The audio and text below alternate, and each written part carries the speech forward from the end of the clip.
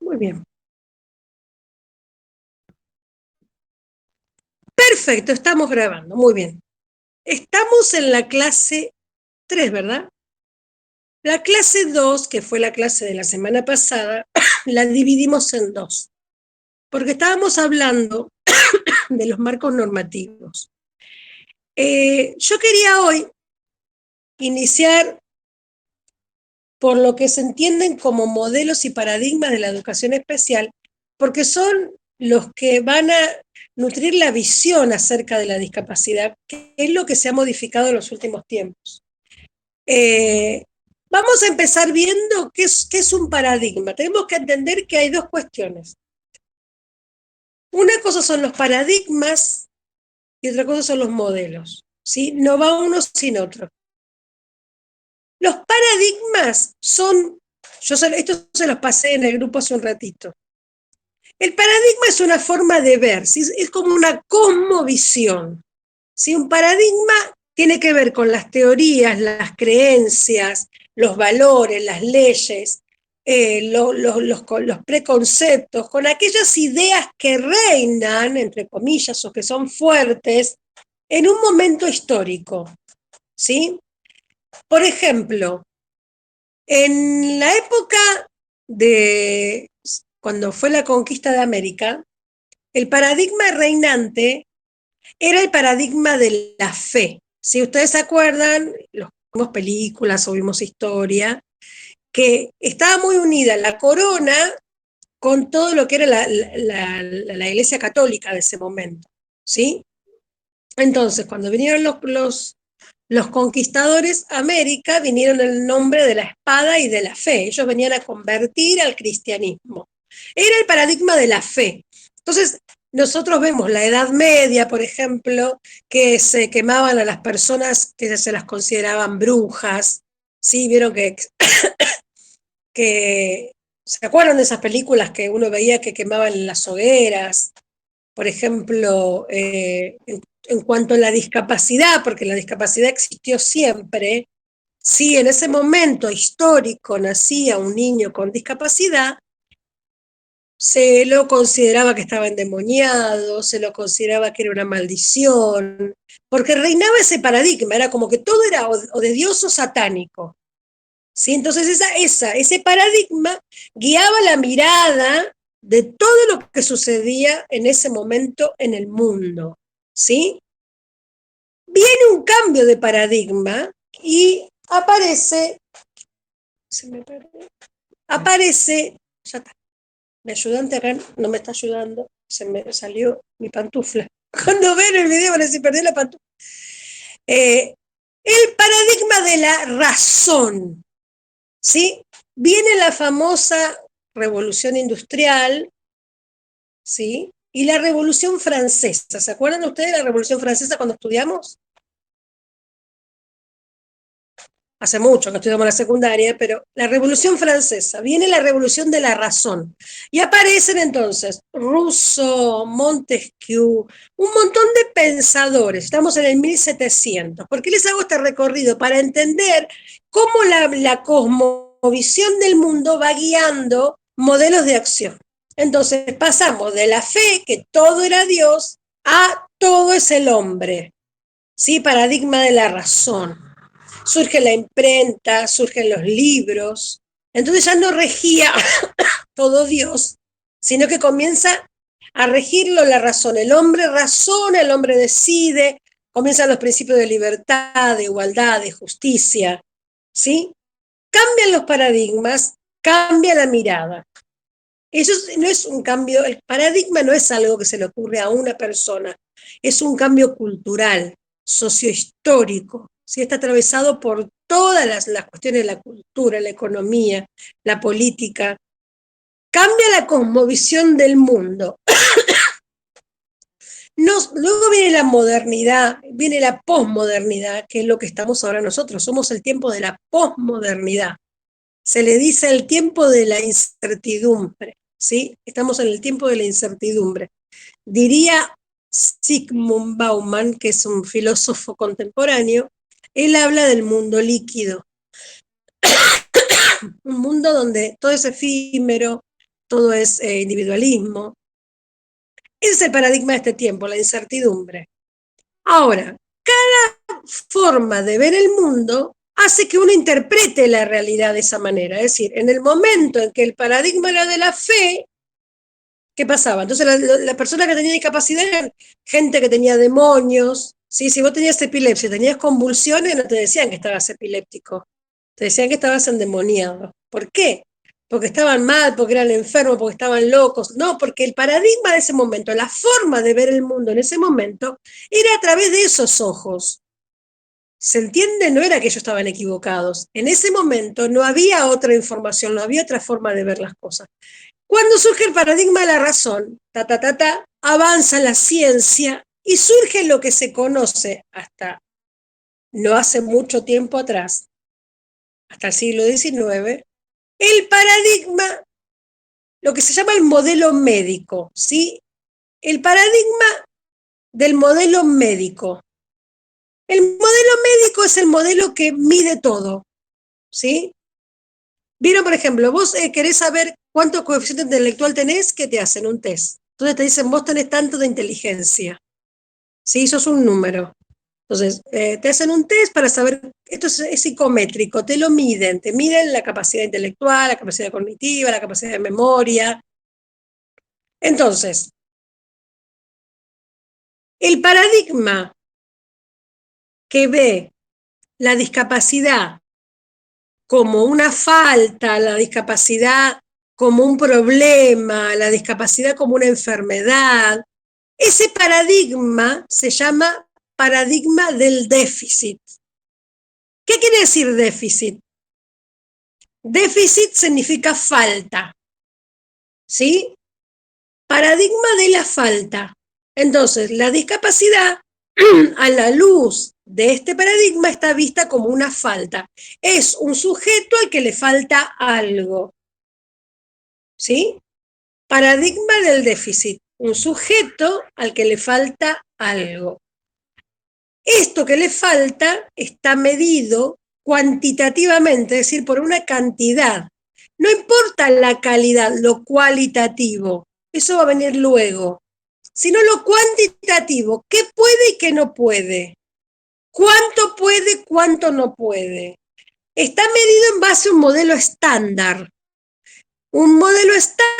que es el modelo de la normalidad, ¿sí? Entonces se pone una vara que dice, esto es normal, lo que está por debajo de esto es anormal, y lo que está por encima también es anormal, porque nunca hablamos, por ejemplo, de los niños superdotados, que también entran dentro de la normalidad, dentro de esta vara que mide todo. ¿Sí? Entonces el coeficiente intelectual normal es este, por debajo tenemos un retraso mental leve, severo, moderado, ¿sí? Le ponemos un número.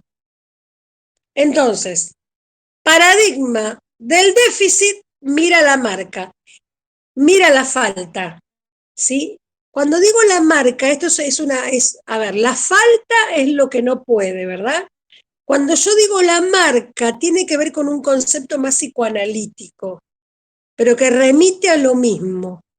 Tiene que ver con aquello que me condiciona, la marca del nacimiento, es decir, el síndrome de Down marca, ¿sí? Es la marca externa de que hay algo que no está bien, que hay algo que no va con lo normal.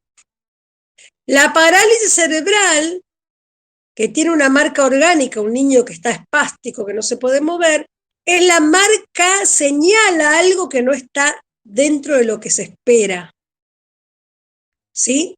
Entonces, se termina condicionando al sujeto a su falta. Es decir, el sujeto no es un sujeto, no es una persona, no es Karina, es su falta. Es decir, Karina, por ejemplo, podría ser sorda. Entonces no es Karina que es sorda, es la sorda. La, con el perdón de la expresión, mogólica. ¿Sí? Como mucha gente lamentablemente sigue diciendo. es la tuerta, la renga, ¿sí? Se condiciona al sujeto total a su falta.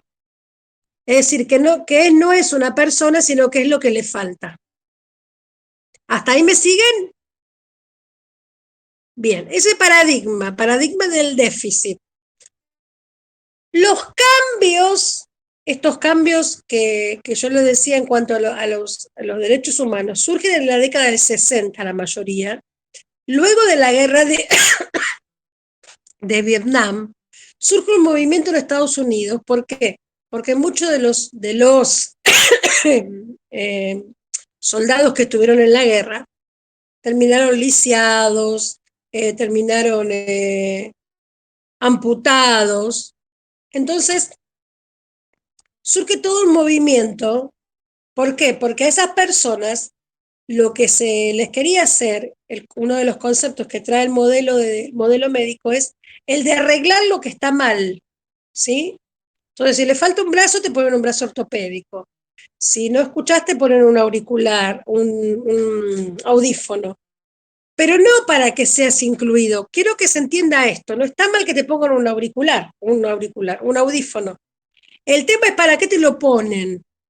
Si a mí me ponen un audífono solamente para que yo escuche, no está mal. Yo quiero que me pongan un audífono porque yo con eso voy a estar incluido en la sociedad y voy a poder participar de un montón de cosas. No porque quiero ser igual que el que escucha. ¿Se entiende la diferencia? Muy bien. ¿Cuál era el tema? Que comienza un movimiento, ¿por qué? Porque si le faltaba un brazo, le ponían un brazo ortopédico. Querían compensar la falta. ¿Para qué? Para normalizar, ¿sí? Para normalizar, no para generar herramientas para que ese sujeto fuera incluido, sino para normalizarlo y que fuera igual que los normales.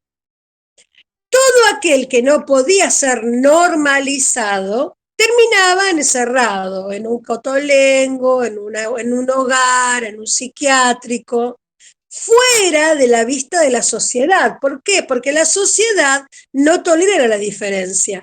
Entonces, en esa época surgen, por ejemplo, acá en Moreno, bueno, en Buenos Aires, teníamos el lugar de los leprosos que estaban donde, lejos, en el campo, donde nadie los podía ver, en las montañas.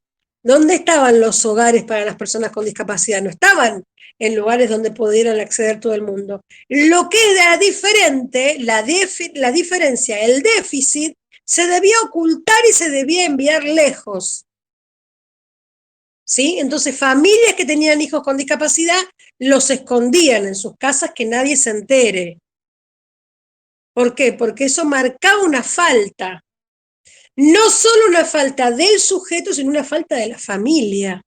Marcaba el estigma de, tuvo un hijo con discapacidad, ¿por qué habrá sido? ¿Sí?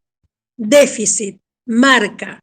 Viene un movimiento, ¿sí? Que tiene que ver con un movimiento de derechos humanos, un movimiento revolucionario, de nuevas ideas, de recuperar al sujeto, y cambia el paradigma, ¿sí? No cambia de un día para el otro, cambia por una serie de movimientos, ¿sí? De la sociedad, y los que empiezan con ese movimiento son los propios discapacitados, que ellos dicen nada de nosotros sin nosotros.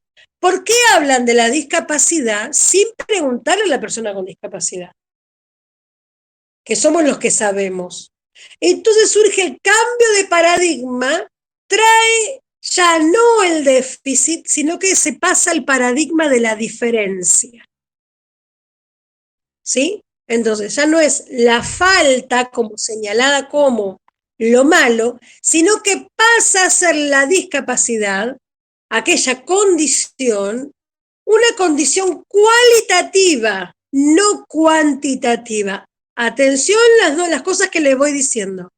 Pasamos del déficit, que es falta, a la diferencia. Y pasamos de cuantificar, es decir, qué tiene y qué no tiene, dándole un número o dándole una categoría de cantidad, qué tengo, qué no tengo, a pasar a darle una categoría de calidad, de cualidad de la persona. Es una cualidad de la persona, ¿sí?, inherente a la persona, que no es la que la determina. ¿Por qué? Porque esa cualidad está sumada a otras tantas que tienen que ver con el sujeto integral. ¿Se entiende?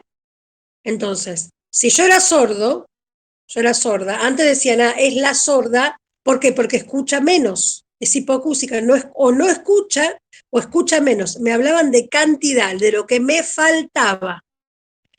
En el paradigma de la diferencia, voy a seguir siendo hipocúsica o sorda, no es que eso va a cambiar, cambia la mirada en relación a eso. Entonces yo sigo siendo Karina, que no escucho, pero no soy solamente eso, soy Karina, que no escucho, pero que puedo pintar, que puedo estudiar, que puedo trabajar, que puedo bailar, que puedo ser cocinera, que puedo ser, no sé, puedo ser mil cosas más, además de que soy hipocúsica.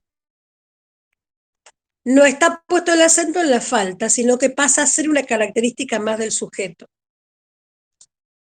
¿Voy bien? ¿Se me comprendió lo que expliqué de los dos paradigmas? Paradigma del déficit, paradigma de la diferencia es el actual, ¿sí? Entonces, esa diferencia, esa característica cualitativa inherente a ese sujeto, lo que se hace es trabajar brindando apoyos para que pueda tener una plena inclusión en la sociedad, ¿sí? Ya no se entiende la ayuda que se le dé, por ejemplo, si fuere un audífono, como algo para compensar y normalizar, sino como un apoyo para la inclusión plena. El objetivo es otro, la mirada es otra.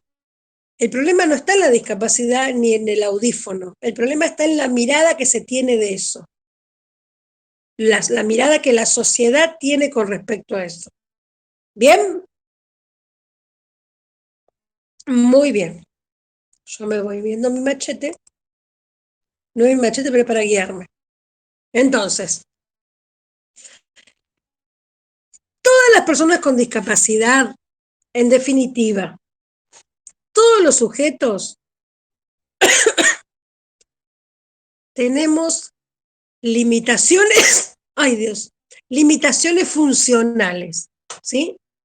Es decir, quizás funcionalmente haya áreas donde no nos podemos desarrollar, limitaciones funcionales, ¿sí? Entonces, el problema no está en la limitación existe, el tema es cómo la mío. Entonces, en el paradigma del déficit, la limitación debía ser compensada. ¿Cómo? Con una prótesis, con una operación, con cualquier elemento externo que pudiera compensar esa falta.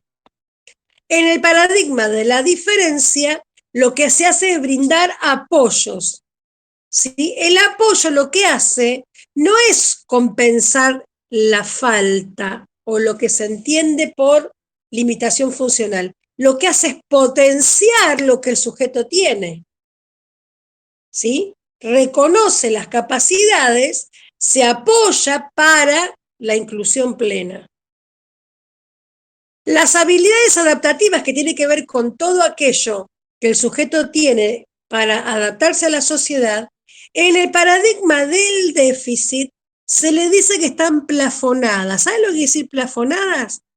Es la típica frase que dice, no va a poder tal cosa. Es cuando se dice que se le pone un techo. En la escuela pasaba mucho esto en un tiempo, que a los niños se les ponía un techo. Decía, este nene no va a pasar de tercer grado. La secundaria no la va a poder hacer. ¿Ustedes escucharon alguna vez cosas así? Nunca va a poder trabajar. Entonces, las capacidades adaptativas, las habilidades sociales, comunicacionales, estaban como, se les ponía un techo. ¿En base a qué? En base al valor cuantitativo. Doy un ejemplo.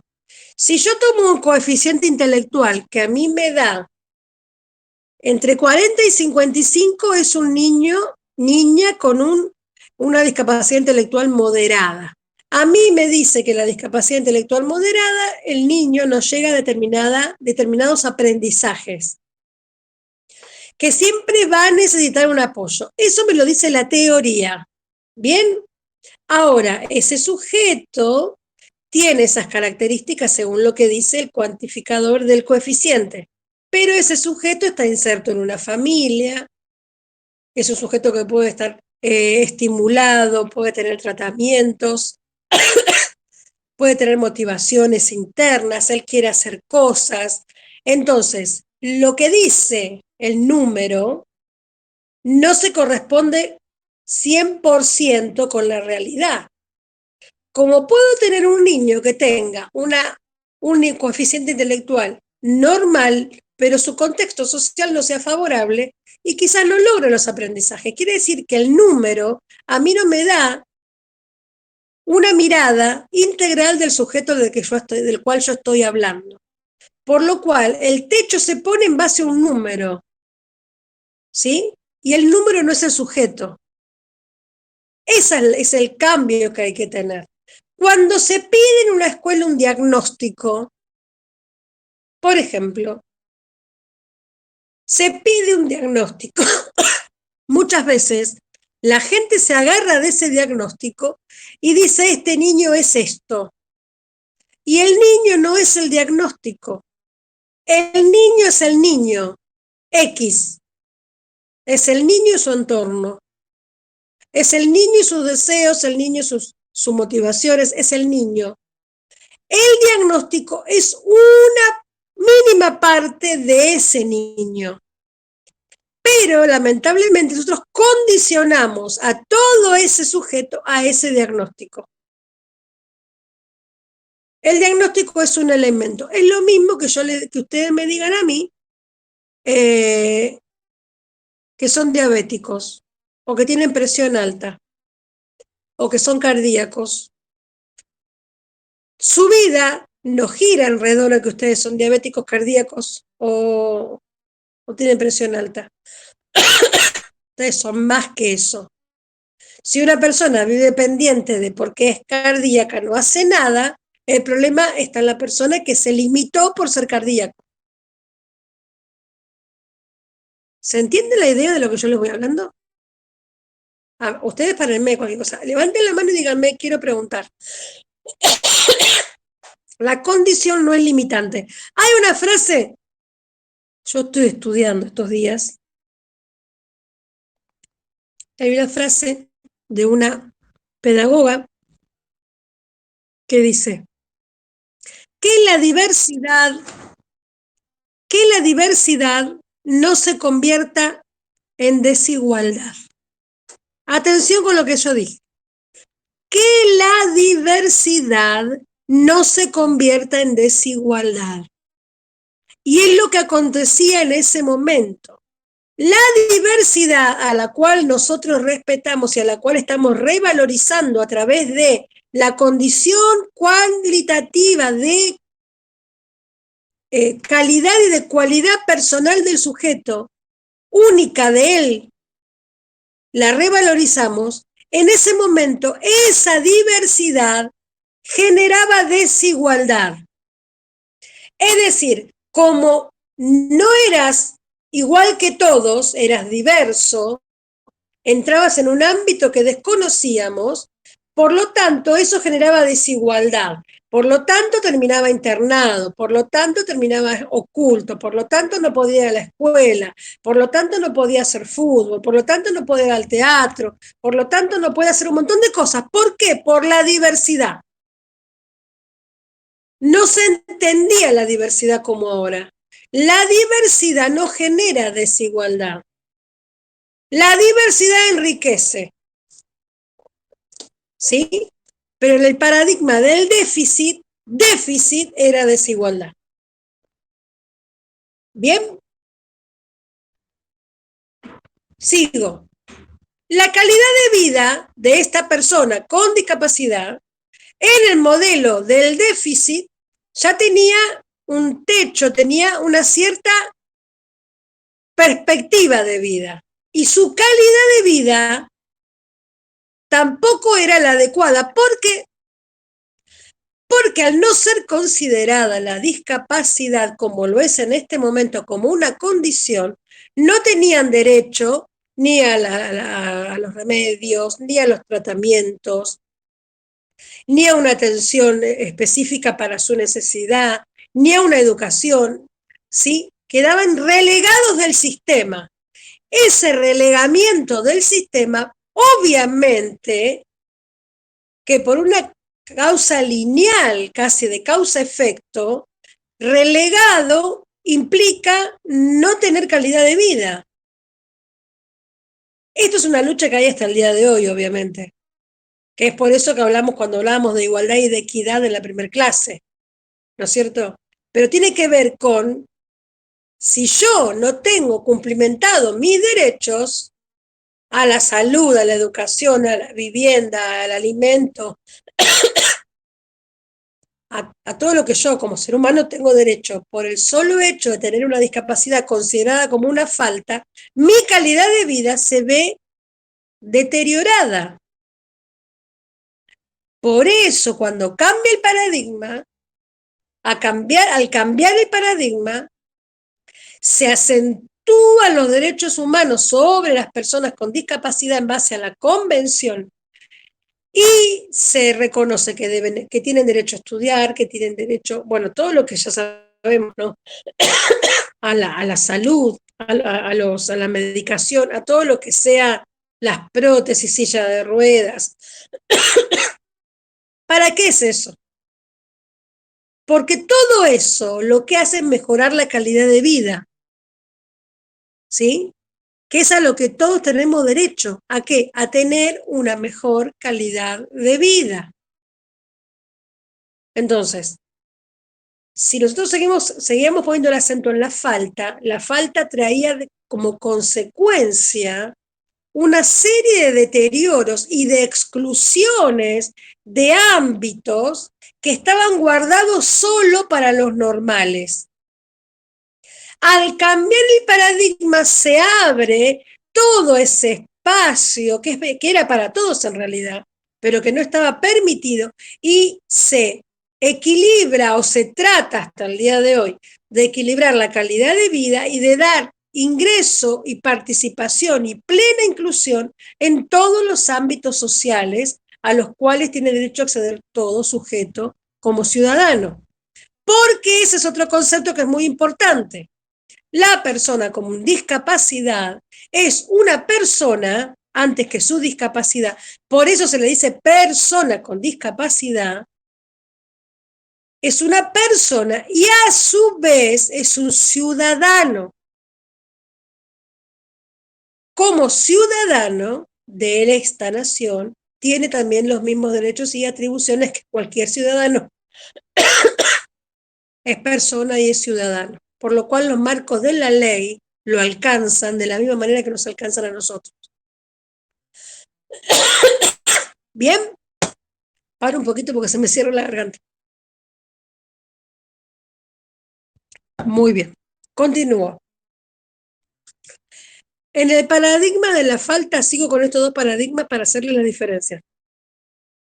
La persona con discapacidad eternamente iba a depender de alguien, de la familia o del lugar que estuviera internado, ¿sí? Porque eran como las dos vías, estar internado o estar en su casa, relegado.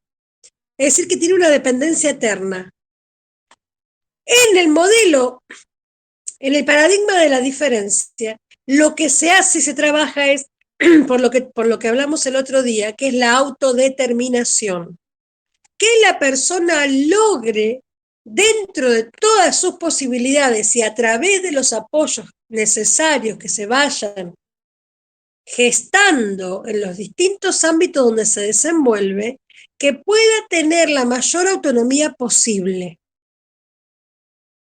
que requiera el menor acompañamiento posible.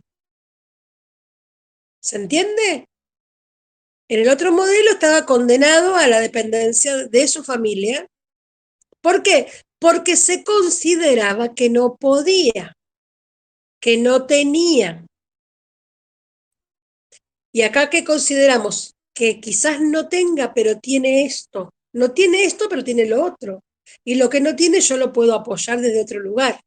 Entonces, que pueda tener la suficiente autonomía y autodeterminación en todos los ámbitos posibles.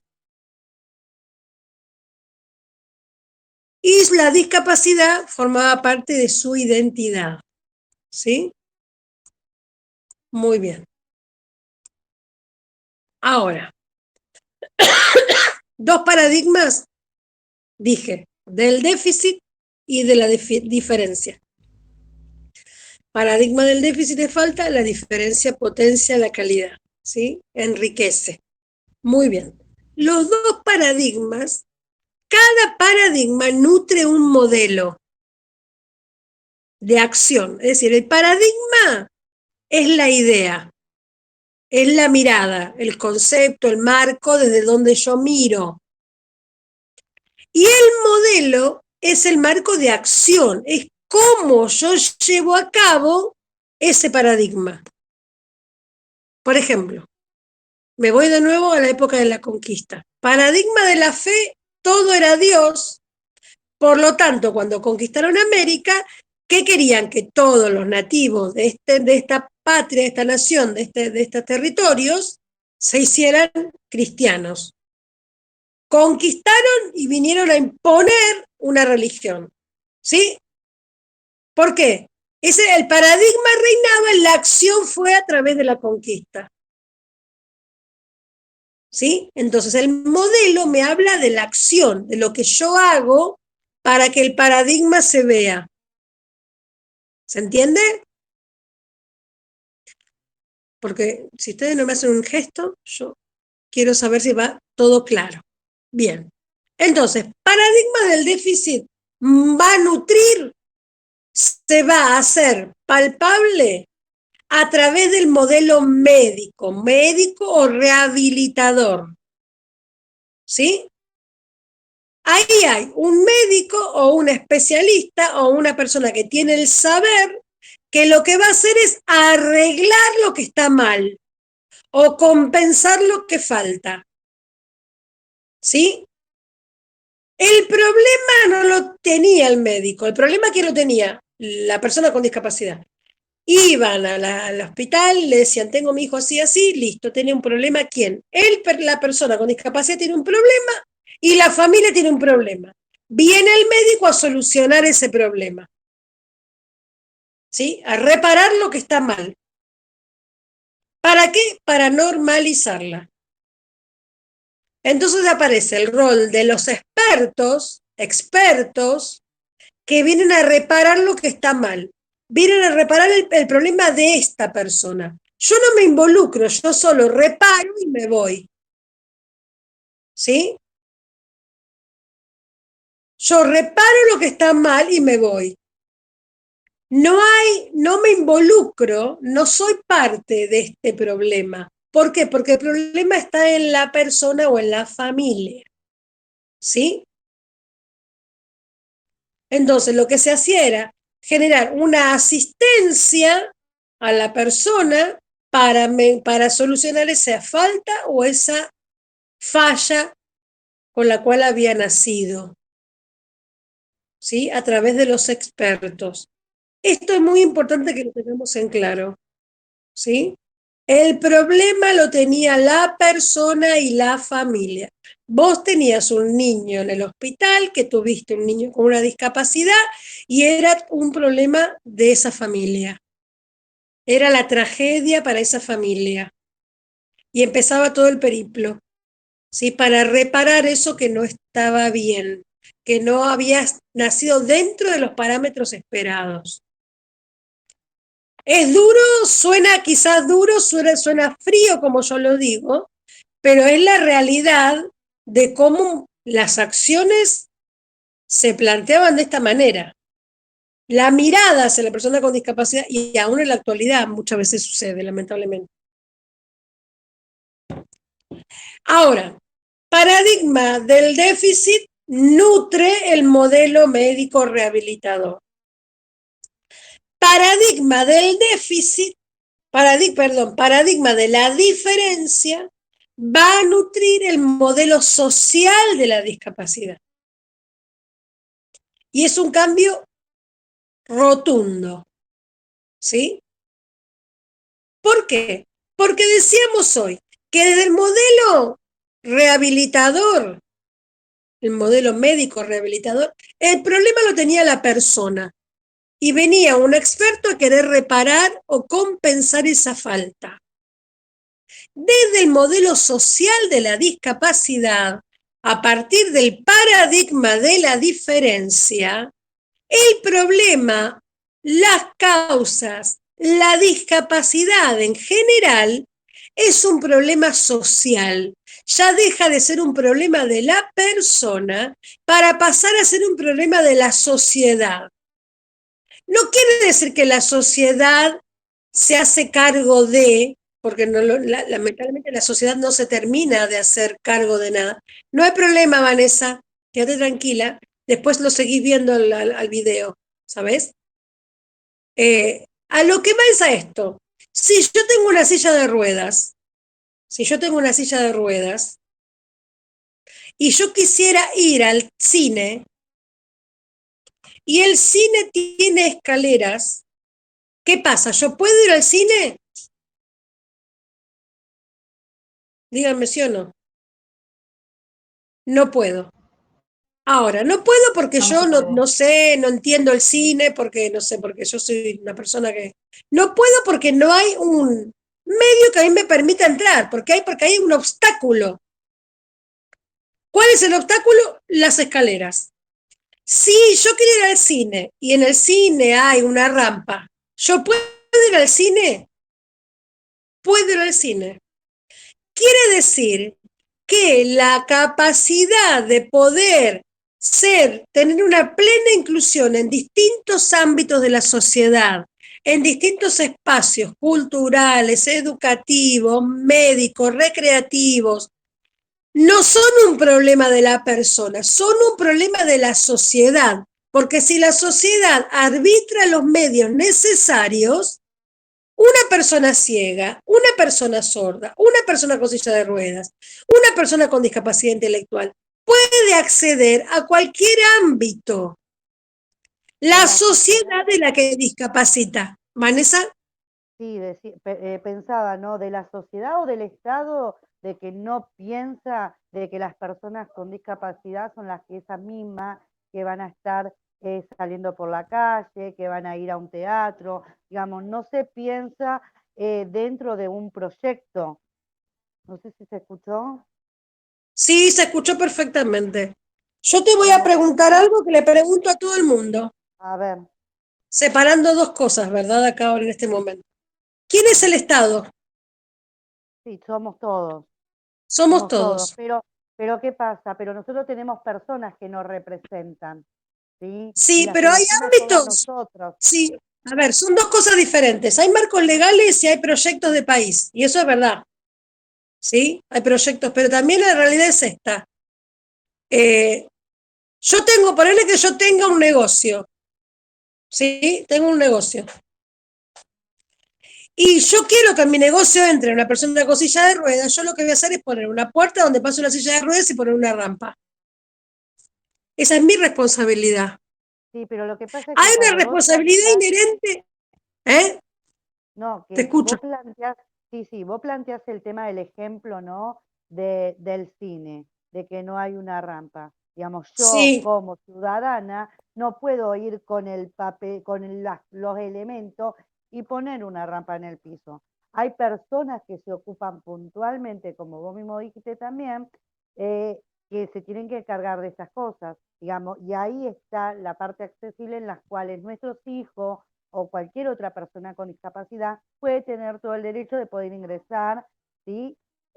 Ante un cine o a cualquier lugar de recreación. pero no está pensado también para las personas con discapacidad. Y esto tiene que ver también con la inclusión, porque no solamente tiene que ser la persona que esté discapacitada, sino estamos hablando de un adulto mayor, estamos hablando de un montón de cosas, de situaciones que se pueden llegar a presentar. Totalmente, sí, pero por eso yo te decía que hay responsabilidades del Estado y también hay responsabilidades individuales, ¿sí? Yo no me acuerdo cuándo fue que hablé o cuando dije esto. Hay cosas que nosotros, como sujetos, no las vamos a poder modificar, que le corresponden al marco de acción del Estado a través de las leyes que legisla, ¿sí? Pero hay cosas que tienen que ver con el compromiso individual. Así como hoy hablaban de la fibromialgia, por ejemplo, que hablaba una compañera, surgen movimientos, ¿sí? De padres, por ejemplo, como fue con los papás de los niños con autismo, padres autoconvocados que generan un movimiento donde luchan por los derechos y generan leyes, pero esos cambios comenzaron por el compromiso individual. Eso es algo que tiene que ver con comprender que los cambios de arriba vienen por lo de abajo, que no es tan fácil, pero es la realidad.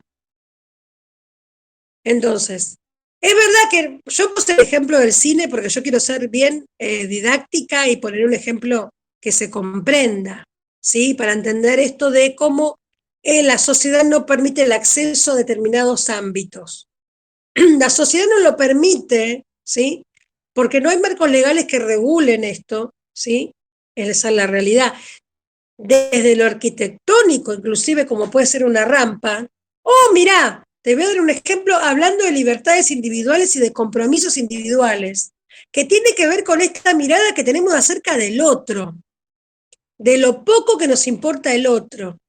Gente que tiene un auto y te lo estaciona justo donde está la rampa donde tiene acceso una persona con discapacidad. ¿Eso es problema del Estado?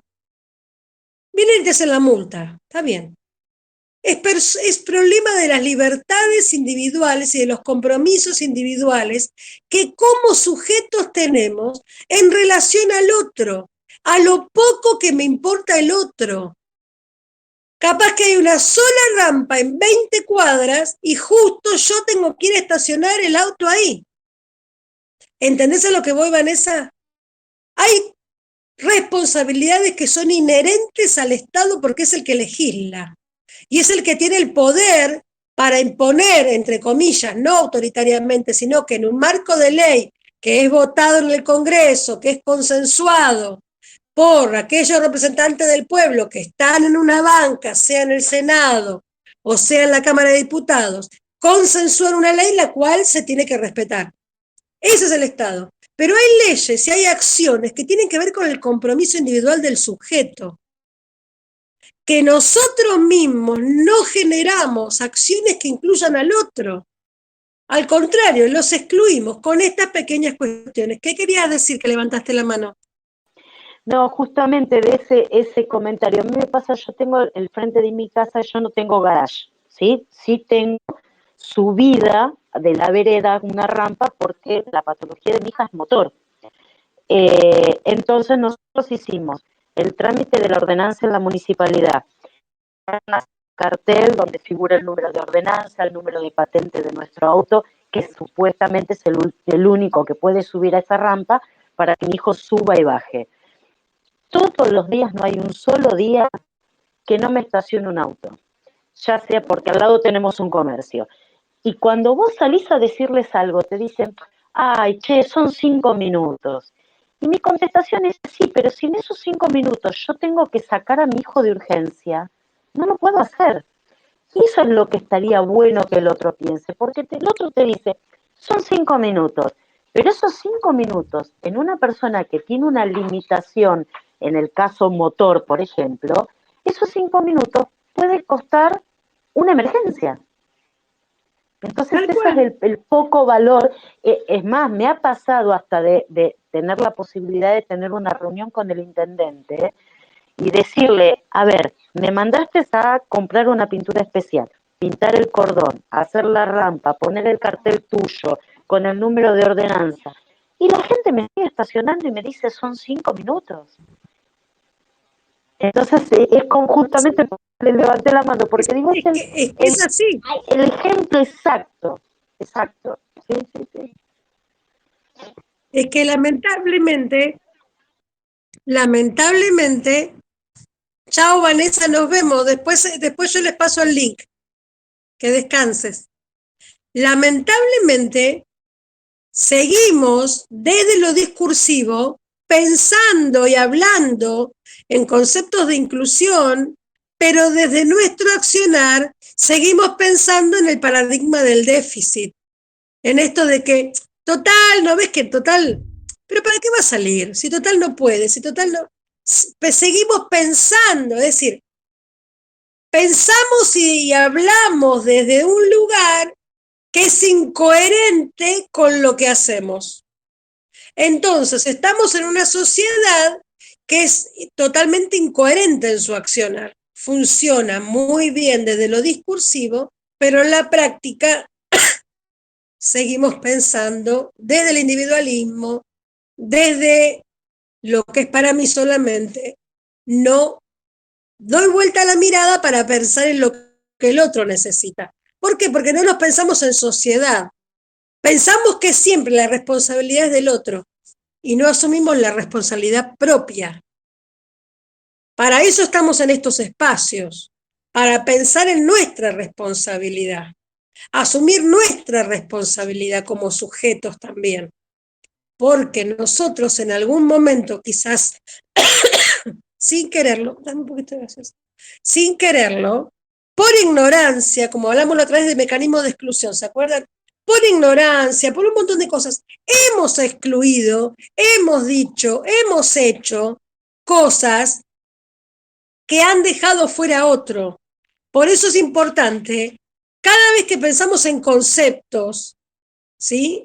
Desde el punto de vista intelectual, un concepto que fue pensado, que fue escrito, pero que lo repensemos y lo llevemos a la práctica para reflexionar sobre nuestras propias acciones, porque estamos en lugares donde afectamos a otros.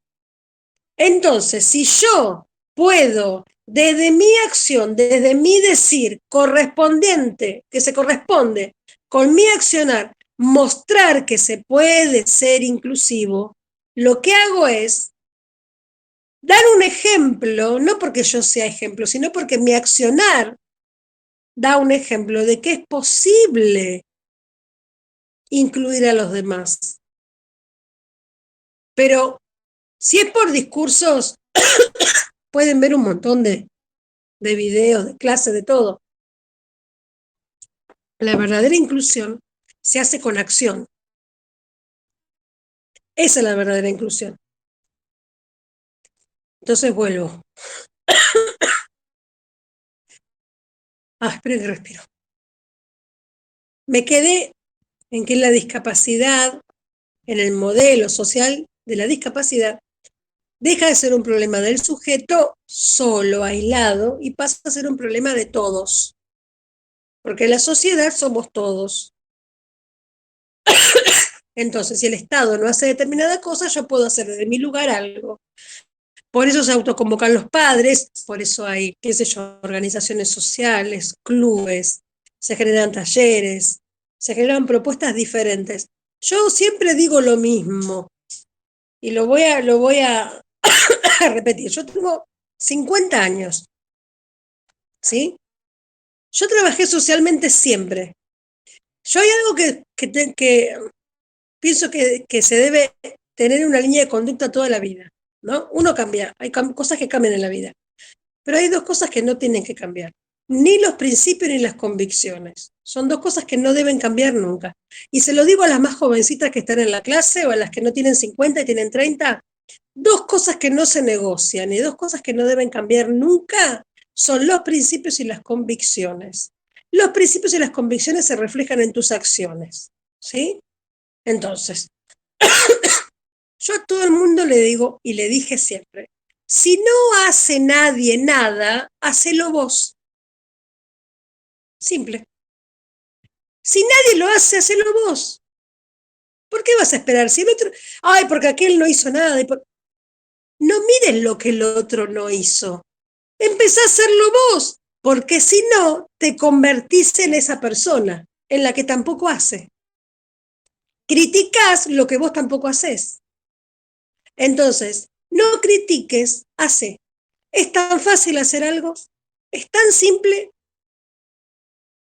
Yo trabajé muchos años yo generé una asociación civil que se llamaba Edificando Vidas, que por H o por B situaciones no está funcionando ahora. Tuve merendero, apoyo escolar, grupo de adicción, y grupo de mujeres con violencia de género, me lo llevaba a los nenes todas las vacaciones de invierno, me hacía todo el recorrido de cuáles eran las actividades gratis en Buenos Aires.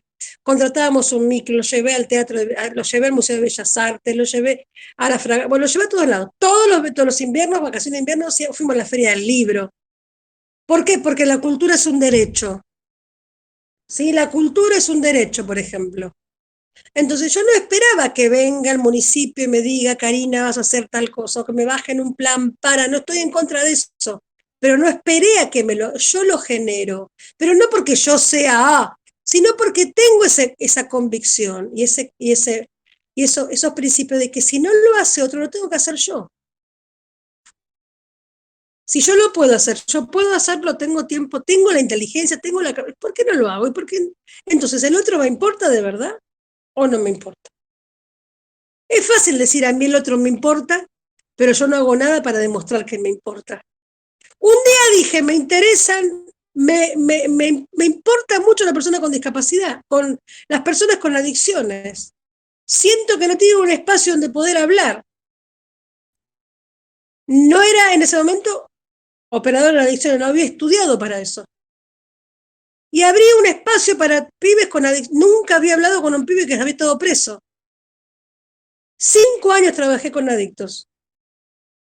Fui a las cárceles. ¿Por qué les digo esto?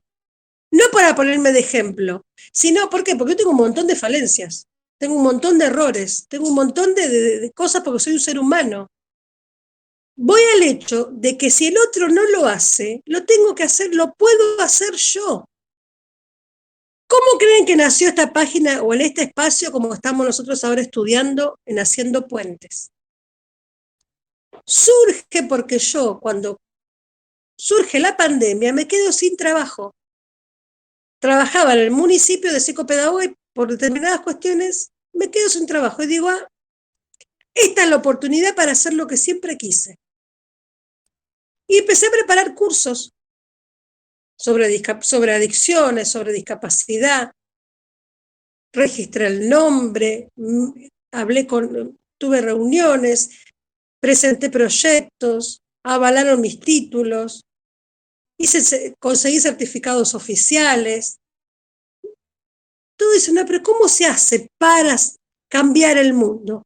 Cambias el mundo desde tu lugar. Desde ahí cambias el mundo. El mundo cambia desde lo que vos haces. Como dijo Galeano, mucha gente pequeña, en lugares pequeños, haciendo cosas pequeñas, puede cambiar el mundo. Entonces, si yo entiendo que yo puedo ser un factor de cambio, que desde mi lugar, y si yo entiendo que yo soy responsable. ¿Por qué? Porque el problema de la discapacidad, el problema de las adicciones, el problema de la violencia, el problema del abuso, no es un problema del otro. El otro se droga, a la mujer le pegan, que se joda. El problema es de todos, yo soy parte del problema. Cuando cada uno de los que estamos acá, si cada uno asumimos nuestro rol y nuestro lugar y reflexionamos, se pueden hacer muchas cosas desde nuestro espacio. Y por más chiquito que sea, siempre va a ser valioso y siempre va a generar un movimiento. Entonces, si yo entiendo que el problema es de todos, yo me hago parte del problema, estoy implicado, eso se llama implicancia, me estoy implicado en ese problema. Entonces, como soy parte del problema, he aquí, soy parte de la solución. ¿Qué quiero ser? ¿Parte del problema o parte de la solución? Yo quiero ser parte de la solución. no quiero ser parte del problema. Ese tiene que ser nuestro pensamiento, siendo maestros, acompañantes terapéuticos, psicólogos, trabajadores sociales, mamá, papá, abuela, tío. Tenemos que ser parte de la solución, no del problema. Entonces, modelo social no ve más el déficit, reconoce la diversidad y la heterogeneidad. ¿Sí? Somos todos diferentes, somos heterogéneos. Las barreras las pone la sociedad, tengo que empezar a quitar esas barreras, generando espacios de inclusión. Y si no puedo generar un espacio desde mi lugar, hablar de los derechos de las personas con discapacidad y defender esos espacios de inclusión. ¿Para qué? Para que tengan las mismas condiciones de igualdad y de oportunidades que tengo yo o cualquier ciudadano o sujeto en esta sociedad. ¿Algo me quieren decir? Así yo descanso la garganta. Nadie me dice nada. Hablen un poco, porque yo me quedo sin voz, chicos. Cari, Aldo. ¿cómo estás? Hola, Aldo. No, ¿todo bien? No, yo te quería hacer una consulta de lo que vos venís Dime, hablando. ¿Cómo decime. puedo hacer yo para, de alguna forma, empoderar? Por ejemplo, te tiro el ejemplo. En el colegio que yo estoy, trabajando con este niño con discapacidad, en las horas de educación física, yo no lo veo a los profesores o al profesor, viste, como involucrado en él. Por ejemplo, él tiene parálisis cerebral. Me dice, por ejemplo, bueno, vamos a De saltar, acuerdo. vamos a hacer zigzag. Y sabe que él, le digo, pero ¿cómo? Yo porque no tengo conocimiento del área ese. Entonces me da mucha bronca de que no se lo incluya, no se piensa en actividades para él. Y uno queda como, ¿qué hacen? Bueno, vamos a ir caminando, vamos a ir con lo que vos puedas. Y viste, eso es algo que ya viene pasando desde hace años. Que vos me des herramientas para empoderar a los docentes. ¿Él tiene un proyecto de inclusión, el nene? ¿Cómo? ¿No? Si me tiene a ¿Ustedes mí que... cuentan dentro? Yo lo voy a mirar a eso que me Bueno, mandaste, lo que me dijiste de la ley, sí, porque hay proyectos de inclusión que son específicos para los niños con discapacidad. Es no, decir, él no tiene. dentro de... Listo, Flavia, anda tranquila. Dentro de la planificación de lo que es el grado, el nivel donde él esté, ¿sí? Lo que se hace es generar un proyecto de inclusión que lo que haga es generar las estrategias, las orientaciones, los apoyos que, que necesita. ¿Cómo se llama el nene, Aldo? Joaquín, Joaquín. sí. Que piense lo que Joaquín necesita, no lo que la escuela quiere de Joaquín. Ese es un cambio. A ver, no es lo que la escuela espera de Joaquín, sino lo que Joaquín necesita de la escuela. Si nosotros lográramos eso, eso se llama proyecto de inclusión. Te lo hablo desde el marco de lo que yo trabajo en Provincia de Buenos Aires. Te vuelvo a reiterar, yo voy a empaparme de cómo es en Córdoba para poder asesorarte y ver cuál estrategia podemos buscar desde el marco regulatorio de la provincia. Sí, vos sabés que, bueno, yo soy el acompañante y tiene la DAI. Y la DAI ¿Sí? solamente hace las planificaciones, las adaptaciones en cuanto a lo que es las otras áreas, lengua, matemática, ciencias naturales sociales, pero tanto en lo que es educación física, música y tecnología, no se adecua a nada, no se toca nada en eso. Pero bueno, en otras materias, como en conjunto con la seño, vemos algunas estrategias. Pues estoy mayor tiempo con el niño porque Sí, la sí. edad cumple 2 horas y después Uh-huh. yo estoy las 4 horas porque no hace toda la jornada. Entra a las 2 de la tarde y sale a las 6. Entonces, como que en ese caso Sí. no veo ahí problemas en educación física. Como que él no lo disfruta, él ve que los chicos corren y que, viste, vos te quedas porque yo no sé adaptar en el momento, ¿me entendés? No puedo pensar, no tengo conocimiento, pero bueno, hacemos lo que podemos. Yo con tal que él, viste, haga algo y bueno, pero me frustra por ese lado, ¿viste? Que me quedo, ¿viste? Sin Bien. herramientas. Él tiene silla de ruedas. No, Vamos a no, hacer algo. él no No tiene tiene silla de silla de ruedas, ruedas. él tiene férulas, pero, ¿viste? Su Bien. Ah, me caminar, dijiste el otro día. sí, su caminar es como medio lento y bueno, se le Bueno, complica. escúchame, Aldo. Sí, Escúchame. Agarrá, haceme una caracterización del nene. Escribilo en un Word. sí, ¿Viste? sí, sí. Contame cómo es Joaquín. Poneme Bueno, lo que tiene él. ¿Cuáles son sus limitaciones y cuáles son sus capacidades? bueno, Que vos ves, ¿sí? Que vos ves. Poneme qué sí, edad tiene, qué diagnóstico tiene, en qué grado está. Contame el caso, bueno, dale, ¿sí?